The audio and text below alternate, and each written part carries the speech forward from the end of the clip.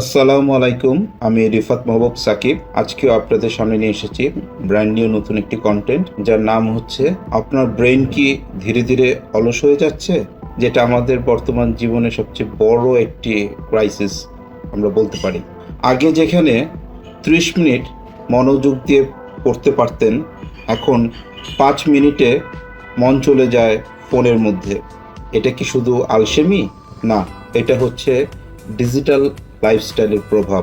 Short video, দ্রুত content আর অতিরিক্ত screen time কিভাবে আপনার ব্রেইনের ফোকাস, মেমোরি আর চিন্তার ক্ষমতা কমিয়ে দিচ্ছে ক্রমশ, এই ভিডিওতে জানলে আপনি নিজেকে নিয়ে নতুন করে ভাবতে বাধ্য হবেন। তাহলে আর দেরি কেন, চলুন চলে যাওয়া যাক বিস্তারিত অংশে। একটা সময় ছিল যখন আপনি হয়তো 30 মিনিট বা তারও বেশি সময় ধরে মনোযোগ দিয়ে পড়াশোনা করতে পারতেন, কিন্তু এখন মাত্র কয়েক মিনিট পড়ার পরই ফোন চেক করতে ইচ্ছে করে। কোনো কাজ করতে বসলে মন চলে যায় ফেসবুক, ইউটিউব শর্টস বা টিকটকে। প্রশ্ন হলো, এটা কি শুধু আলসেমি, নাকি এর পেছনে অন্য কোনো কারণ আছে? বাস্তবতা হলো, আমাদের ডিজিটাল লাইফস্টাইল ধীরে ধীরে আমাদের মস্তিষ্ককে পরিবর্তন করছে। শর্ট ভিডিও, দ্রুত কন্টেন্ট আর অসংখ্য নোটিফিকেশন আমাদের ব্রেনকে এমনভাবে অভ্যস্ত করে ফেলেছে যে এখন দীর্ঘ সময় ধরে কোনো একটি কাজে ফোকাস করা কঠিন হয়ে যাচ্ছে। আমরা সবসময় নতুন কিছু দেখতে চাই, নতুন উত্তেজনা খুঁজি।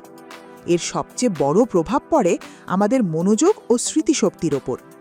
আগে আমরা তথ্য মনে রাখার চেষ্টা করতাম, এখন মনে করি প্রয়োজন হলে গুগলে খুঁজে নেব। ফলে মস্তিষ্কের স্বাভাবিক কাজ করার ক্ষমতা ধীরে ধীরে কমতে থাকে।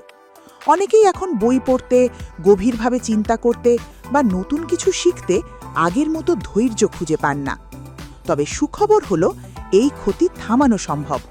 প্রতিদিন কিছু সময় ফোন ছাড়া কাটান, অপ্রয়োজনীয় নোটিফিকেশন বন্ধ করুন, বই পড়ার অভ্যাস গড়ে তুলুন এবং ঘুম থেকে উঠেই ফোন না ধরার চেষ্টা করুন।